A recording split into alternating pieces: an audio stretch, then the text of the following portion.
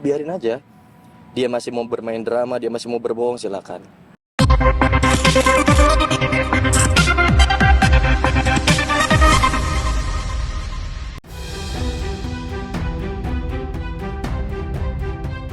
Perseteruan hukum antara pesinetron Andres Adelio dengan mantan kekasihnya Priscilda Prila alias Icel ternyata masih bergulir dan malah makin memanas. Meski telah melahirkan anak, Andres Icel menegaskan tidak akan mencabut laporan polisinya terkait kasus dugaan tindak pidana kekerasan seksual demi menuntut keadilan serta melindungi sang buah hati. Icel juga membantah keras narasi yang menyebut dirinya meminta jalan damai. Yang teranyar, Icel bahkan merasa dijebak ketika melakukan pertemuan dengan Andres.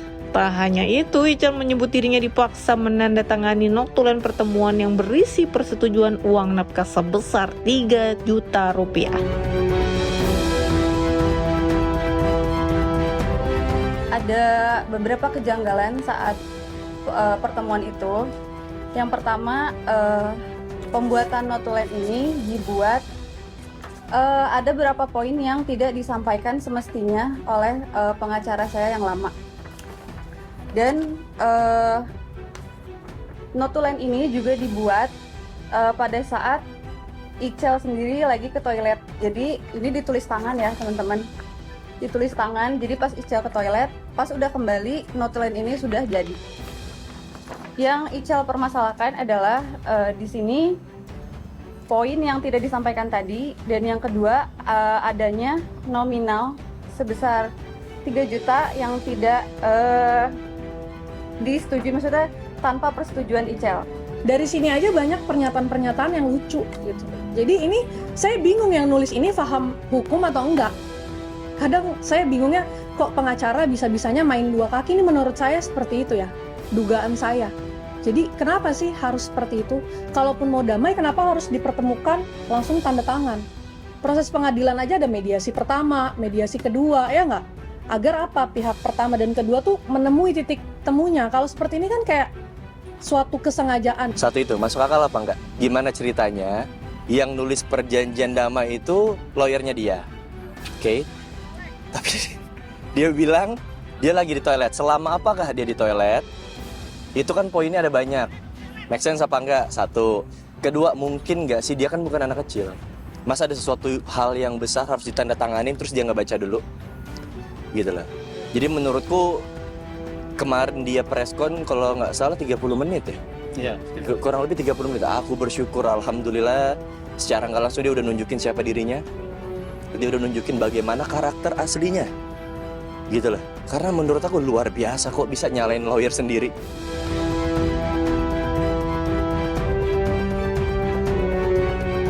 Bukan cuma soal notulen yang membuat pertemuan tersebut kembali memanas. Andres ternyata juga sempat memberikan uang sebesar 900.000 rupiah untuk kebutuhan putra mereka, Farabi. Namun bukannya selesai, uang tersebut justru jadi persoalan baru.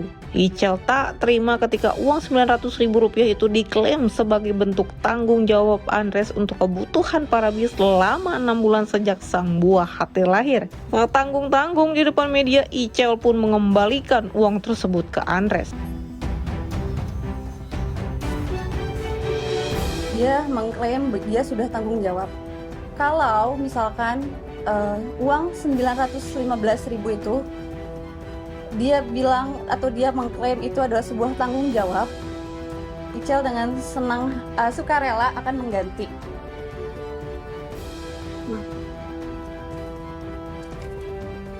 Mungkin teman-teman media ada yang bisa kontak sama Andres atau apa ya, Icel akan menitipkan uang ini. 1, 2, 3, 4, 5, 6, 7, 8, 9. Ambil aja kembalinya. Kalau kurang, kabarin aja. Lagi seolah-olah kamu sudah bertanggung jawab sepenuhnya dibandingkan apa yang sudah saya lakukan selama ini. Dari usia kandungan 0 bulan sampai sekarang Farabi udah setengah tahun, sudah 6 bulan. Nomor rekening mah dari zaman dulu aku kenal sama dia juga kan apa-apa aku yang bayar. Gue kan bukan mau kondo. Apa-apa gue yang bayar gitu loh. Gitu, apa-apa gue yang bayar. Maksudnya sekarang ini dia bilang, lu tahu nomor rekening gue, kenapa lu nggak transfer? Apa yang mau ditransfer? Apa yang mau ditransfer? Kreatif lu kali. Oke, tiba-tiba gue transfer berapa misalnya? Ya mungkin Ah. 1 juta buat Farabi mungkin, let's say. Ngapain? Mendingan tuh anak bisa gue temuin, ya kan, dari mulai lahiran, gue urus. Lu butuh berapa kan jelas. Lu kalau mau ditransfer mah dagang aja, dagang, jualan, gitu loh. Dan lucunya kemarin selama preskon bahasnya untung rugi apa sih? Mau damai kok bahasnya untung rugi, jualan mbak. Kalau mau untung, jangan urusan sama polisi, lu jangan main-main sama hukum lu.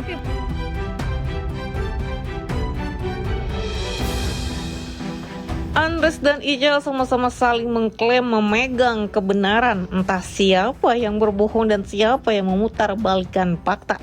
Ical mengaku tuntutannya sederhana. Ia hanya ingin mendapatkan pengakuan serta pertanggungjawaban nafkah dari Andres sebagai ayah biologis dari anak yang telah dilahirkannya. Sementara Andres mengaku telah memenuhi seluruh tuntutan Ical, bahkan sejak sebelum anak mereka lahir. Sayangnya apa yang telah dilakukan seolah tak pernah cukup bagi sang mantan kekasih. Bahkan Andres juga merasa tak pernah diberi kesempatan untuk bertemu anaknya.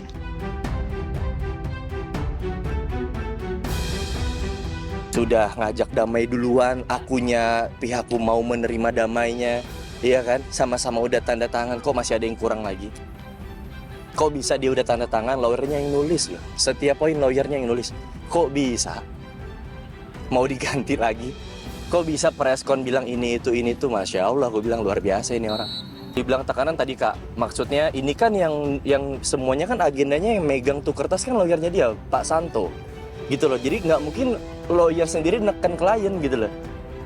Makanya aku bilang ada tekanan, yang tertekan justru pihak lo, karena pihakku cuma aku, Ali saudaraku, sama lawyer. Kalian tahu mereka sekeluarga. Lucu gak? Itu ke toiletnya dia, ibunya, bapaknya, adeknya, sampai iparnya ada di situ. Make sense gak sih? Keluarganya rame ada di situ. Ada fotonya. Sekeluarga. Dia sekeluarga. Gimana caranya keluarganya tidak mendengarkan? Kita semeja. Oh, berarti memang sempat dibacakan. Oh iya, pastilah kak. Pastilah kak. Pasti kak. Makanya aku bilang, aduh Tuhan, aku tuh sebenarnya kalau aku mau nunjukin semua bukti ya selesai dia. Selesai dia kalau aku tunjukin semua bukti. Akunya masih nggak mau, biarin aja. Dia masih mau bermain drama, dia masih mau berbohong, silakan. Dia tidak. Kelihatan nggak? Kelihatan. Gimana ceritanya dia ngerasa tertekan, keluarganya yang rame. Gimana ceritanya dia ke toilet, ibu bapaknya, keluarganya tidak melihat. Lucu banget aku bilang. Katanya yang mau damai itu kamu, Cel. Itu benar atau fitnah ya? Jujur aja ya, kalau misalkan aku yang minta damai, kenapa yang menyiapkan tempat itu dia, kenapa yang bayar semuanya dia. Terus juga kan aku punya bukti dari kuasa hukum aku yang lama bahwa memang pihak mereka yang datang ke Polda untuk diminta dijembati atau didamaikan. Pihak mereka loh, bukan pihak Icel ataupun dari kuasa hukum Icel sebelumnya. Jadi kenapa kalau di media itu diputerbalikan gitu loh? Sudah aku sama keluarganya ketemu. Udah ketemu sama keluarganya. Kita udah sepakat satu hal, ya. Semuanya udah pengen baik-baik, udah pengen dinikahin, udah pengen diurusin, pengen tanggung jawabin sampai selesai. Oke, tiba-tiba dia batalin. Karena apa? Permintaan yang lebih. Apa tuh? Permintaan lebih. Sama halnya kayak yang sekarang. Sudah sepakat sama-sama nih maunya lebih. Kedua, dia udah laporin polisi. Aku bilang apa? Go. Lanjutkan. Kalau menurutmu itu benar, lanjutkan. Aku tidak pernah memaksa kamu untuk menarik laporan. Aku nggak pernah meminta kamu untuk berhenti. Aku bilang, go lanjutin proses hukumnya, tapi jangan halangin aku ketemu Farabi, ngurusin Farabi. Oke, singkat cerita tiba-tiba ngajak damai. Ngajak damai pihakku sebenarnya kalau dari sisi keluarga nggak mau ya. Kayak gimana sih? Kemarin lu udah ngingkarin perjanjian, lu udah ngelaporin polisi terus minta damai sendiri. Aku bilang, sekali lagi kita ngalah. Nggak semuanya kok harus dibalas nggak usah. Gitu lah. Udah aku iyain, tapi tidak diindahkan dengan bilang lah segala macam. Kemarin dia berantem sama lawyer sendiri kan lucu gitu loh. Andres merasa ada kejanggalan di balik perseteruannya dengan Icel. Pesinetron 29 tahun itu mencurigai konflik yang terjadi sengaja dimanfaatkan agar semakin viral dan membuat nama Icel kian dikenal. Andres mengaku sebenarnya memiliki sejumlah bukti yang bisa saja dibuka ke publik. Bukti yang menurutnya berpotensi membungkam serta menjatuhkan sang mantan kekasih.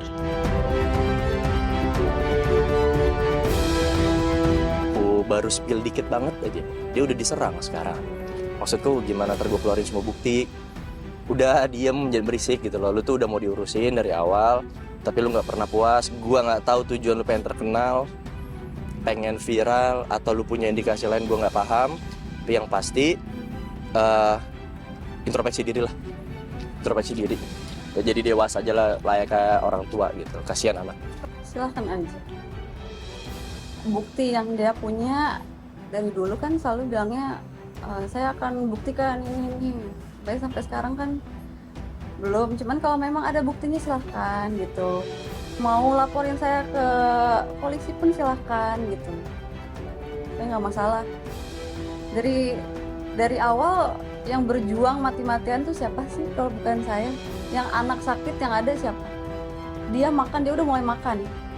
Makannya siapa yang ini? Mandinya sama siapa gitu loh. Kenapa sih maksudnya menyepelekan sekali gitu. Icel nggak minta dilihat deh perjuangan Icel kemarin melahirkan sampai hampir mati, hampir meninggal gitu, maksudnya sempat koma setelah melahirkan. Emang dia ngerti? Enggak. Dia tahu nggak rasanya bagaimana orang baru 6 jam melahirkan, sesar, bagaimana dia harus belajar jalan sambil menyusui anaknya. Dia ngerti nggak ke arah situ gitu? Enggak. Yang dia mau cuman tolong image gue dibalikin.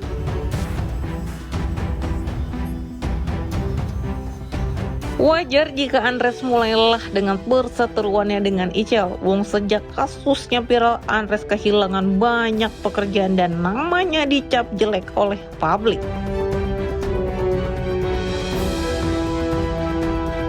Kemarin itu dia itu kan pertama mulai narasinya kan Juli 2025. Mulai dia muncul itu kan Desember. Sebenarnya secara schedule kan aku kemarin terakhir sinetron November. Harusnya sampai 2027 awal tuh aku udah punya schedule gitu. Cuman tidak apa-apa, aku tidak merasa keberatan dengan TV dan PH untuk menghold itu, wajar. Karena ada sesuatu yang buruk tiba-tiba muncul, wajar mereka punya kekhawatiran. Tapi aku cuma bilang, di agama kan kalau emang milikku ya milikku gitu loh. Mau berapa orang pun yang menghalangi itu akan tetap jadi milikku. Kalau emang belum ya biarin, Allah punya plan lain.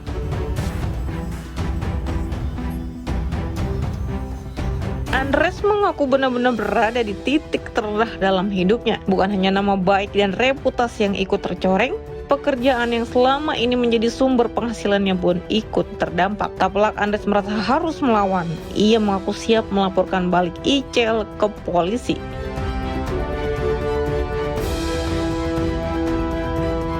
Saya dengar Andres juga ingin melaporkan saya terkait ITE terhadap konten-konten saya. Silahkan aja, saya akan kooperatif.